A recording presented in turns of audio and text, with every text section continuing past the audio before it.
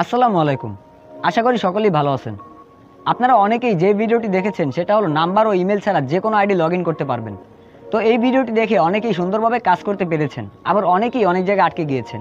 তো আজকে আমরা এই ভিডিওতে সব কিছু একদম ক্লিয়ার করে দিব যে কিভাবে আপনি আপনার নাম্বার এবং ইমেল ছাড়া লগ ইন করতে পারবেন। আসলে এই কাজটি করতে হলে কিছু শর্ত সাপেক্ষে কাজটি করতে হবে, তাহলে আপনি সুন্দরভাবে কাজটি করতে পারবেন। তো সব কিছুই কাজের মাধ্যমে বলে দেব। চলুন স্ক্রিনে যাওয়া যাক। প্রথমে আমাদের চেক করে দেখতে হবে আমাদের ক্রোম ব্রাউজারটি আপডেট দেওয়া আছে কিনা। তো এটা চেক করার জন্য চলে যাব আমাদের প্লে স্টোরে। এরপরে সার্চ দিব ক্রোম লিখে। দেন যদি আপডেট দেওয়া থাকে তাহলে এখানে ওপেন লেখা থাকবে, আর যদি আপডেট দেওয়া না থাকে তাহলে এখানে আপডেট লেখা থাকবে। দেন সেই আপডেটে ক্লিক করে ব্রাউজারটা আপডেট দিয়ে নেবেন।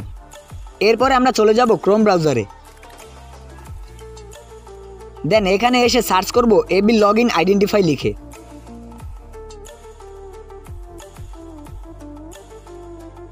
এই যে এই লিঙ্কে ঢুকতে হবে। এই লিঙ্ক ছাড়া কিন্তু এটা কাজ করবে না, তাই ভালোভাবে এটা দেখে নেবেন।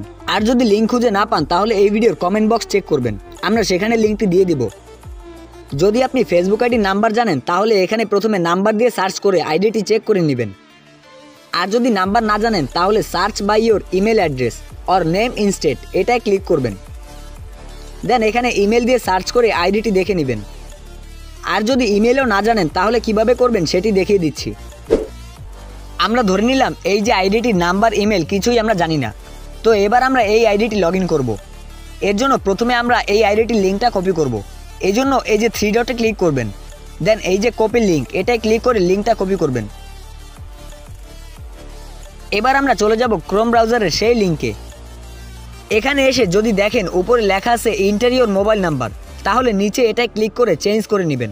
তাহলেই দেখতে পাবেন উপরে এখানে এন্টার ইওর মোবাইল নাম্বারের পরিবর্তে লেখা আসছে enter your email address or full name. এবার এই সার্চ বক্সে আমাদের কপি করা সেই আইডির লিঙ্কটি দিব। এবার আমরা কিছু অংশ কেটে দিব লাস্ট থেকে।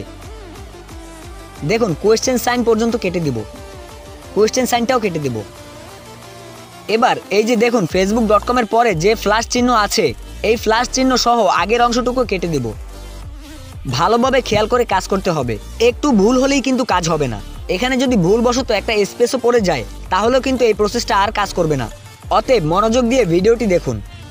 এবার লিঙ্কটা কাটসাট করা হয়ে গেলে এখান থেকে সার্চে ক্লিক করে দিবেন। এবার এরকম একটা ইন্টারফেস দেখাবে। অনেকের আবার এরকমও আসতে পারে। যেটাই আসুক না কেন আমরা ট্রাই অ্যানাদার ওয়েতে ক্লিক করে দেব। এরপরে আইডিতে ফোন নাম্বার অ্যাড করা থাকলে ফোন নাম্বার শো করবে, জিমেল থাকলে জিমেল শো করবে। তো দেখুন এই আইডিতে শুধু জিমেল অ্যাড করা, তাই জিমেল শো করছে। এবার আপনার যেটা দেখাবে মানে ফোন নাম্বার বা জিমেল যাই হোক সেটা যদি আপনার কাছে থাকে তাহলে সেটা সিলেক্ট করে কন্টিনিউতে দিয়ে আপনি পাসওয়ার্ড রিসেট করেও আইডি লগ ইন করতে পারবেন। আর যদি না থাকে তাহলে আপনি enter password to log in select করে কন্টিনিউতে ক্লিক করবেন। এবার এখানে আপনার পাসওয়ার্ডটি দিবেন। এখানে এসেই অনেকেই ভুলটা করেন, অনেকে কমেন্ট করেন ভাই পাসওয়ার্ড কী দিব, আপনি পাসওয়ার্ড কী দিলেন দেখান না তো, অনেক কিছু প্রশ্ন থেকে যায়।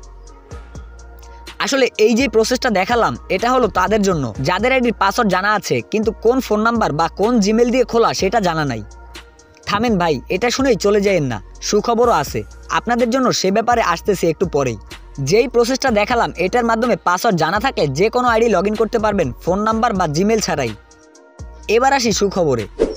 যাদের একটু হ্যাকিং শিখতে মন চায়, মানে পাসওয়ার্ডও জানা নাই, ইমেল ফোন নাম্বার কিছুই জানা নেই, সেই আইডি লগ ইন করবেন, তারা আসলে কি করবেন? তাদের জন্য যে ওয়েগুলো আছে সেগুলো অলরেডি আমাদের চ্যানেলে দেয়া আছে। এই যে উপরে আই বাটনেও দেয়া আছে এবং কমেন্ট বক্সেও দিয়ে দিব, সেখান থেকে দেখে নেবেন। আর হ্যাঁ, কিভাবে ফেসবুক আইডি হ্যাক হয়ে গেলে ফিরিয়ে আনবেন সে নিয়ে আমাদের চ্যানেলে ভিডিও আসবে।